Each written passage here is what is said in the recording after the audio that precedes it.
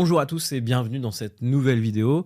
Aujourd'hui, je voulais vous parler d'une situation que vous avez sans doute toutes et toutes rencontrée puisque vous avez cliqué sur cette miniature. C'est le moment où vous avez l'impression de faire les choses comme d'habitude, mais vous vous rendez compte que ça fonctionne plus. Votre message ne passe pas, votre équipe décroche, vous sentez une sorte de tension. En fait, l'explication, elle est assez simple. Le management n'est pas une posture unique, c'est une palette. Une palette d'outils, une palette d'attitudes, une palette de comportements. Et plus votre palette est riche, plus vous réussirez à vous adapter à différentes personnalités et à différentes situations. Aujourd'hui, je voudrais vous partager 5 recettes très pratiques pour vous aider à étendre votre palette et vous adapter au contexte de votre équipe. Et à chaque fois, un outil très simple à utiliser. Première recette, observez la personnalité de la personne que vous avez en face de vous. Un collègue analytique attend des faits et des détails. Un collègue qui est plus dans le relationnel, lui, a besoin de sens et surtout de reconnaissance. Votre mission, dans ces cas-là, c'est d'adapter votre langage et votre comportement à la personnalité qui est face à vous. Pour vous aider, alors il y a tout un tas de tests de personnalité qui existent sur le marché. Je vous mettrai quelques liens en description de cet épisode. Je vais vous proposer une version très simplifiée du disque, par exemple, qui a un code couleur qui vous permet un peu de déceler la tendance de chacun de vos collègues. Donc dans le disque, les personnes qui sont nommées rouges sont des profils dits directifs. Avec eux, le but du jeu, c'est d'aller droit au but. Les profils jaunes, quant à eux, sont plutôt enthousiastes. Ils vont aimer convaincre. Les profils verts, il va falloir être plutôt rassurant. On va chercher l'harmonie. Et enfin, les profils bleus sont structurés et aiment la précision. Alors, bien entendu, on n'est pas qu'une couleur. On a nous-mêmes, en termes de personnalité, une palette de couleurs.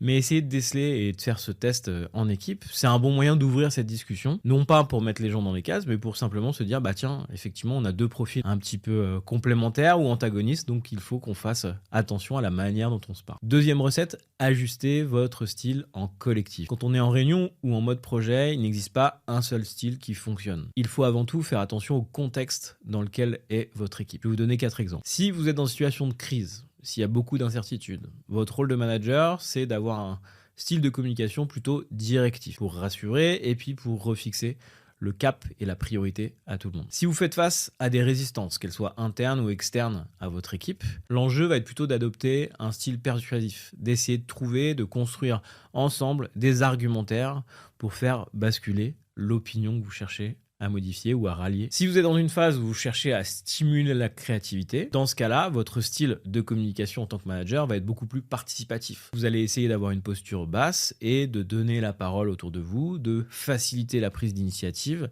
et le test and learn au sein de votre équipe. Et enfin, quatrième situation, le cas où vous avez des collaborateurs qui sont de plus en plus autonomes ou qui réclament de plus en plus d'autonomie. Dans ce cas de figure-là, effectivement, on va plutôt chercher à adopter un style de communication très délégatif dans lequel vous fixez un cadre global et vous donnez de la liberté d'action. Ça ne veut pas dire que les gens ne vous disent pas ce qu'ils font ou que vous n'avez pas des points de contact avec eux, mais au moins, le terrain global est défini et c'est à chacun de vos collègues de choisir le chemin emprunté pour atteindre son propre objectif. Petit outil pour vous aider à définir le bon style de communication adopté en collectif, que moi j'appelle la boussole des styles. Cette boussole, c'est quoi? C'est 3 questions très simples à vous poser avant de prendre la parole face à votre équipe. Première question, quel est le niveau d'expérience des gens que j'ai face à moi? Forcément, on va être un petit peu plus directif avec des populations juniors et un peu plus délégatif avec des populations plus expertes. Second point, quelle est l'urgence de la situation? On l'a dit tout à l'heure, situation crise, en général, en tant que manager, on va reprendre le lead, on va reprendre une communication plus directive. Troisième question, est-ce qu'on a besoin de créativité ou d'efficacité immédiate? Auquel cas, vous pourrez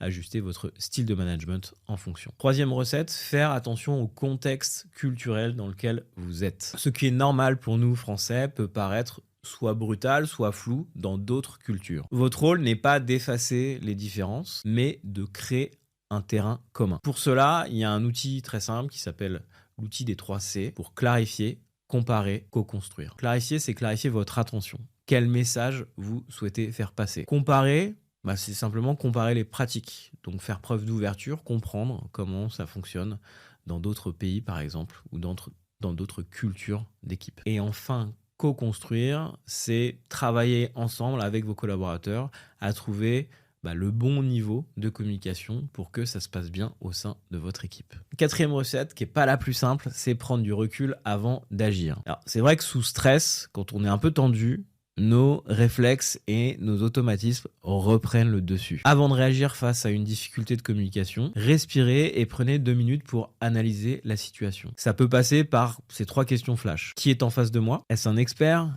Est-il stressé? Est-il autonome? 2. Quelle est la situation? Est-ce qu'il y a de l'urgence? Est-ce qu'on a besoin d'être créatif? Est-ce qu'il y a une logique d'apprentissage? Quel est mon objectif? Résoudre le plus vite possible un problème, faire grandir ou alors renforcer la confiance. 5e recette, tester et ajuster en continu. Le management, vous commencez à le comprendre si vous me suivez depuis un moment, c'est un apprentissage permanent. Chaque nouvelle pratique est donc une expérimentation.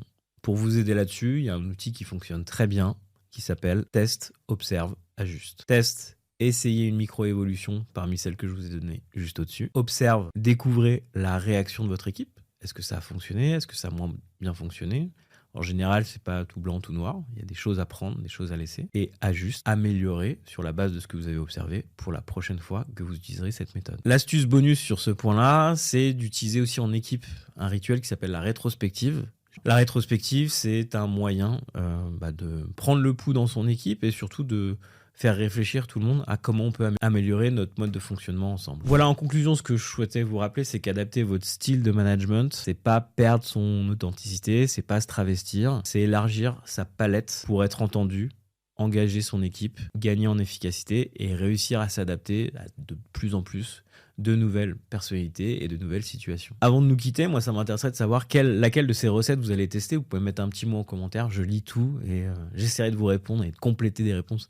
Complétez mes réponses si vous avez encore des questions. Donc franchement, n'hésitez pas, la zone commentaire est là pour ça. Voilà, je vous souhaite une très bonne journée, je vous dis à très vite pour un nouveau conseil. À bientôt.